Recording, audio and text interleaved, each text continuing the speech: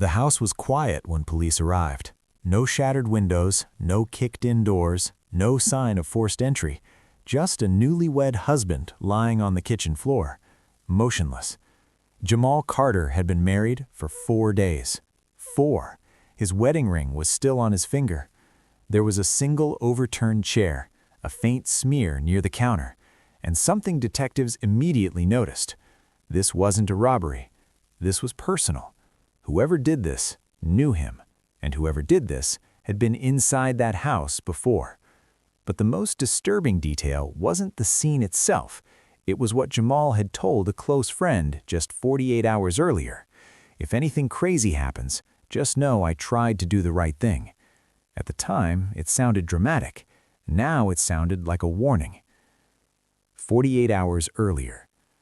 The tension didn't start with violence. It started with discomfort, and Jamal had seen it before the wedding.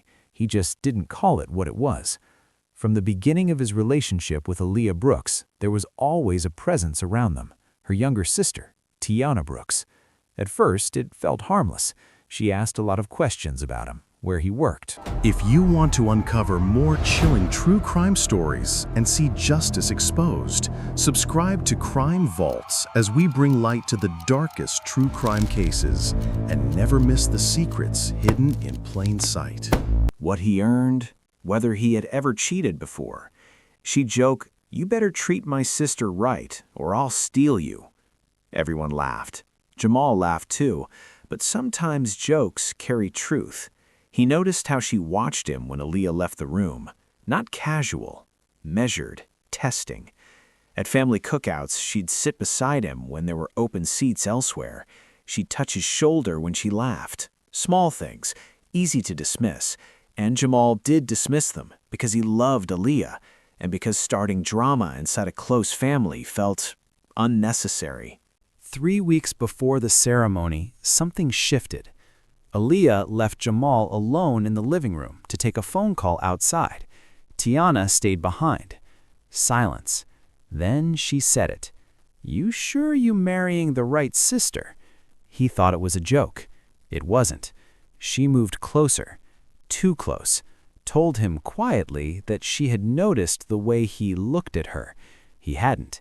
He stepped back, told her respectfully, "I'm marrying your sister." Her smile faded. The energy changed. She shrugged it off. But rejection does something to pride, especially when someone isn't used to hearing no. Jamal didn't tell Aaliyah. He convinced himself it was a one-time overstep, a misunderstanding. He chose peace. The ceremony was beautiful. The pictures were flawless. But at the reception, Jamal felt it again. Tiana's stare, lingering, heavy. That night, after guests left and the house quieted down, Jamal walked into the kitchen for water. And she was already there, waiting. No crowd, no music, no distractions. She didn't waste time. She told him she had always felt something between them, that it didn't have to mean anything, that Aaliyah would never know. He froze. Not because he was tempted, because he realized this wasn't harmless anymore. He said no, clearly, firmly. "You're my wife's sister. This stops here." Her face hardened, not embarrassed, angry. And in that moment, Jamal made a decision that would cost him everything. He still didn't tell his wife.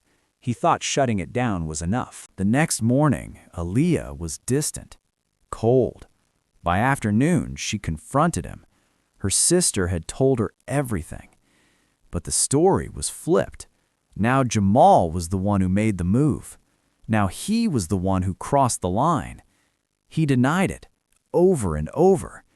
But doubt spreads fast when it comes from blood. The house changed. Silence at dinner. Side eyes from family.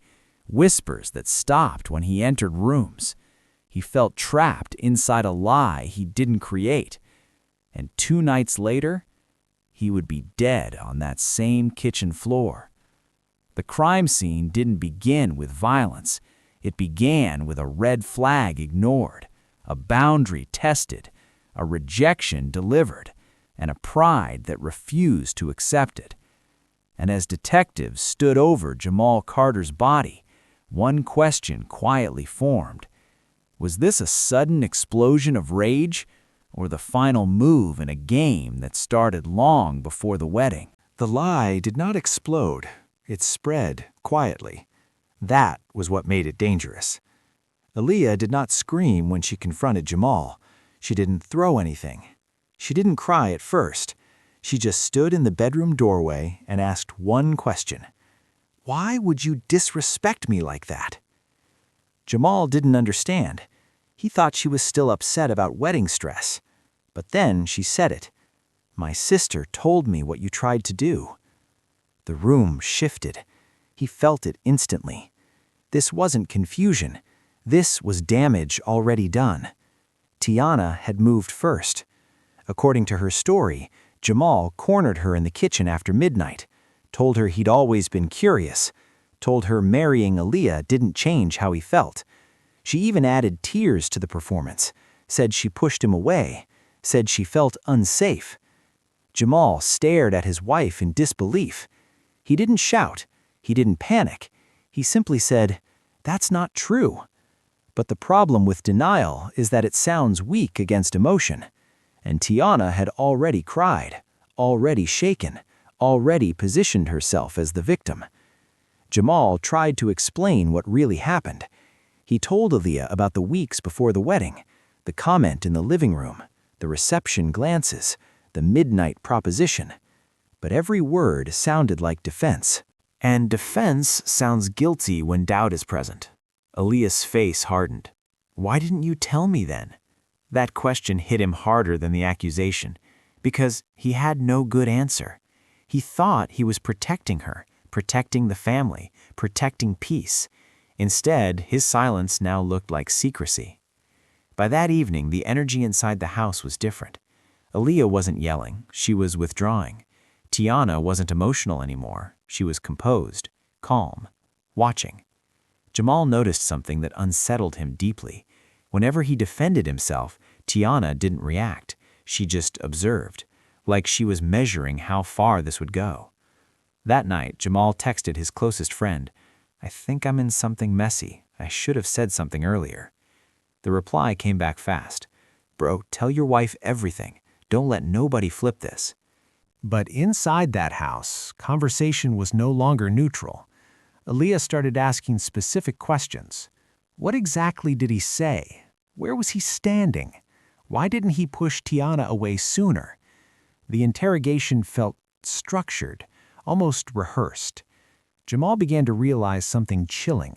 The story wasn't spontaneous. It was detailed, too detailed.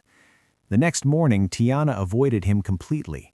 No eye contact, no confrontation, just silence. And silence can be louder than screaming. By afternoon, Aaliyah told him her mother knew, that her cousin knew, that people were disappointed. Disappointed, not confused, not uncertain, disappointed. The narrative had already settled. Jamal was the man who tried to cheat days after his wedding. Reputation shifts fast when shame enters the room. That evening, Aaliyah told him maybe they needed space. 4 days into marriage, space. He slept on the couch.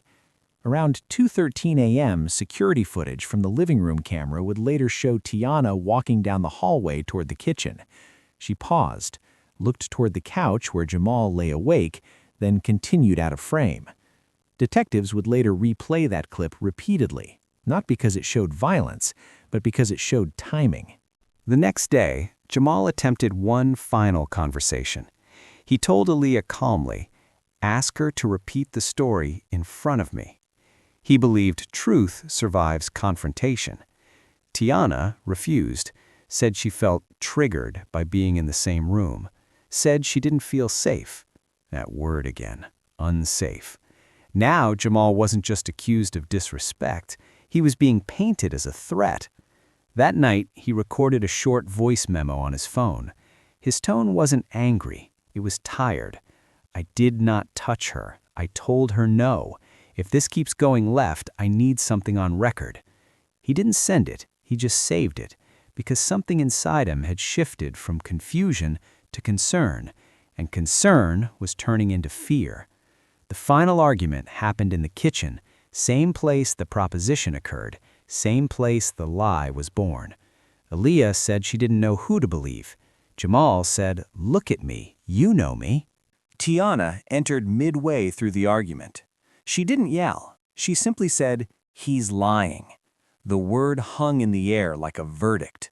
Jamal stepped back, raised his hands slightly, not aggressive, just defeated. "You wanted me to cross a line, and I didn't. That's the truth." For the first time, Tiana's composure cracked, just slightly. Her jaw tightened. Her eyes went cold. Not hurt, not emotional, cold. And in that second, Jamal understood something too late. This was never about desire. It was about rejection. And rejection had now evolved into humiliation. Aaliyah left the house that evening to clear her head. Tiana stayed. Jamal remained inside. 3 hours later, neighbors would report hearing something heavy hit the floor. No scream, just impact. When police arrived the next morning, Jamal Carter was lying in the kitchen, overturned chair nearby. No forced entry, no stolen property, just silence. And the sister who claimed she felt unsafe was the one who called 911. The 911 call sounded controlled, too controlled. Tiana's voice was steady when she told the operator her brother-in-law was on the floor and not breathing. No hysteria, no confusion, just facts. When officers arrived, she was sitting on the front steps, arms folded, eyes dry. She said she woke up early, walked into the kitchen, and found him like that. She said she panicked, but panic leaves traces, and detectives didn't see them. Inside, Jamal lay on his back, blunt force trauma to the head. No weapon immediately visible, no broken windows, no forced locks. The back door was locked from the inside. That detail narrowed everything. This wasn't random. Crime scene techs noted something subtle. The overturned chair had fallen toward the hallway, not away from it, meaning impact likely came from behind or the side, not during a face-to-face fight. There were faint defensive marks on Jamal's forearms, not deep, but present. He saw something coming, or someone. Aaliyah arrived minutes later after being called by Tiana. She collapsed at the doorway. Shock appeared genuine, raw. Detectives separated both sisters immediately, standard procedure, but separation reveals cracks. Tiana repeated her story. She went to bed around midnight, heard nothing, slept through everything, woke up around 6:30 a.m., found him. Aaliyah said she left the house around 9:40 p.m. after arguing with Jamal. She drove to a friend's apartment and stayed there overnight.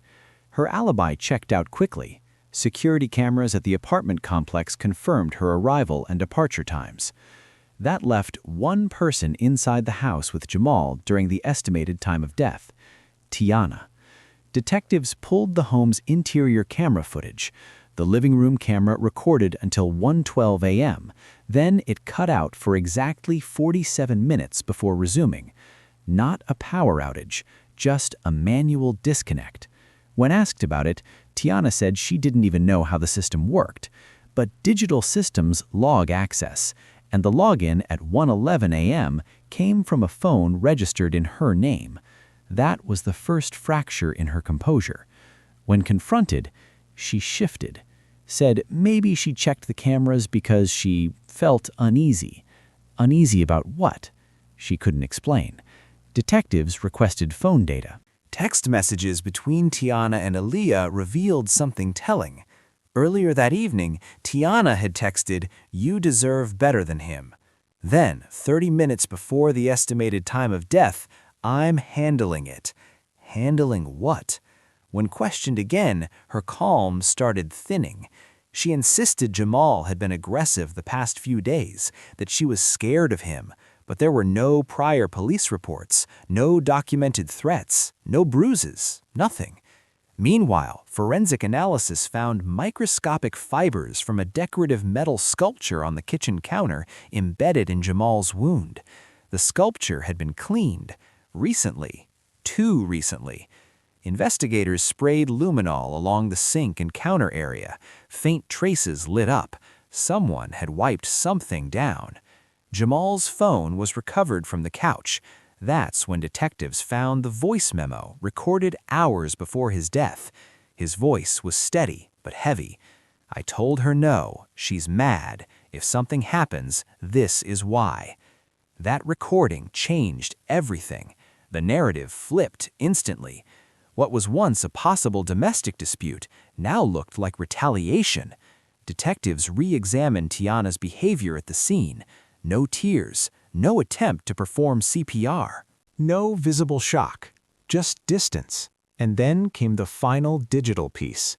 At 12:58 a.m., her phone searched, "How long does it take someone to die from head injury?" At 1:04 a.m., "Can security cameras be recovered after deletion?"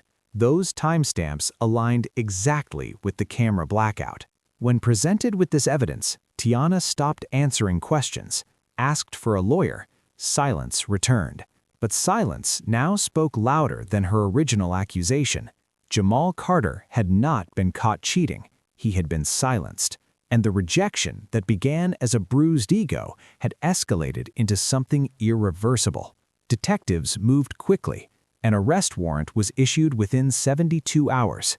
As officers placed handcuffs on her wrists, Tiana's expression didn't show regret, it showed disbelief, as if she never imagined the story would unravel this far.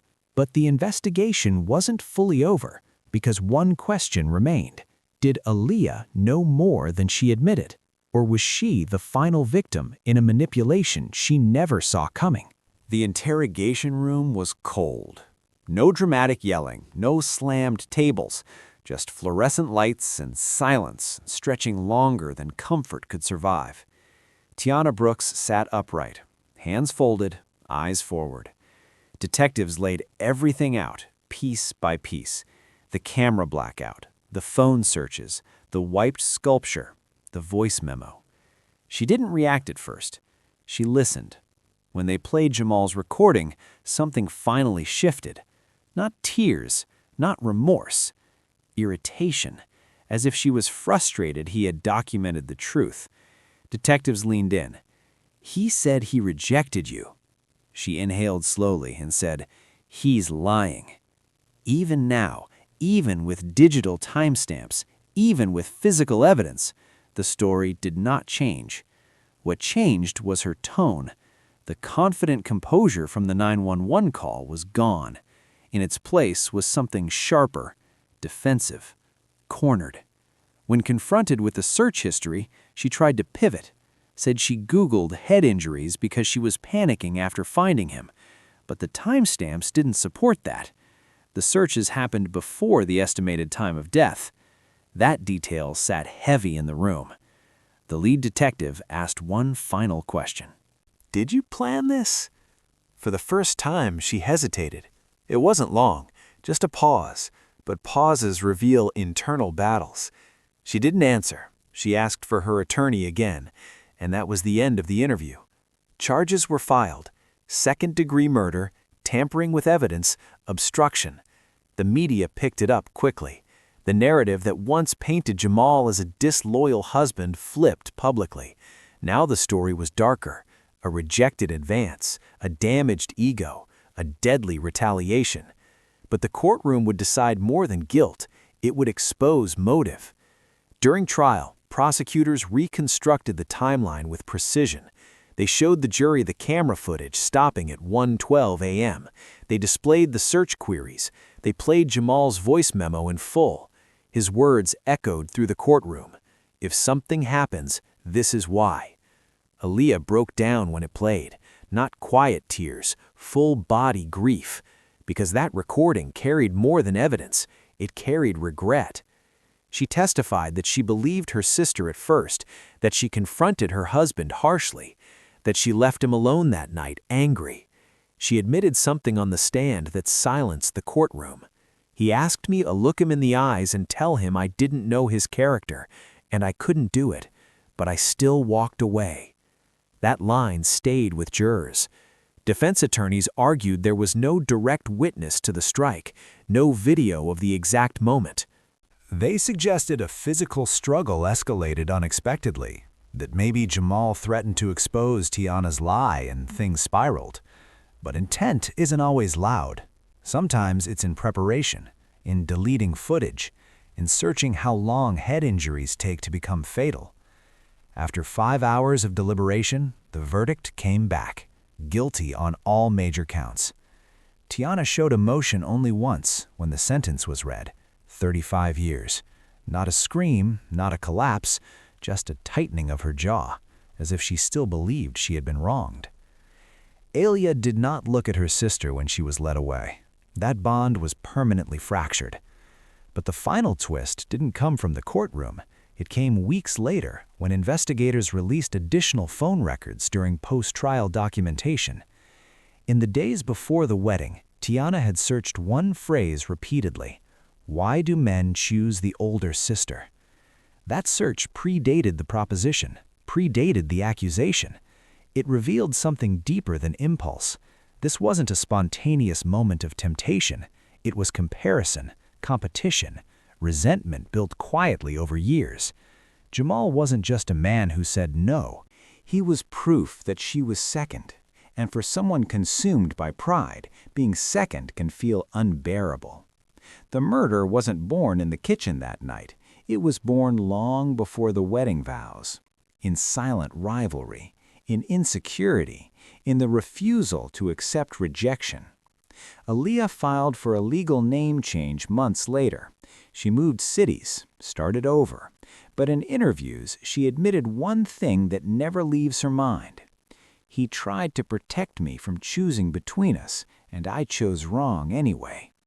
Jamal Carter's story didn't end as a scandal. It ended as a warning. Red flags rarely arrive screaming. They arrive smiling, joking, standing close at family gatherings. And the most dangerous words in this entire story were never shouted. They were spoken calmly in a quiet kitchen. No. And for one person, that word was enough to turn love into a crime scene. If you want to uncover more chilling true crime stories and see justice exposed, subscribe to Crime Vaults as we bring light to the darkest true crime cases and never miss the secrets hidden in plain sight.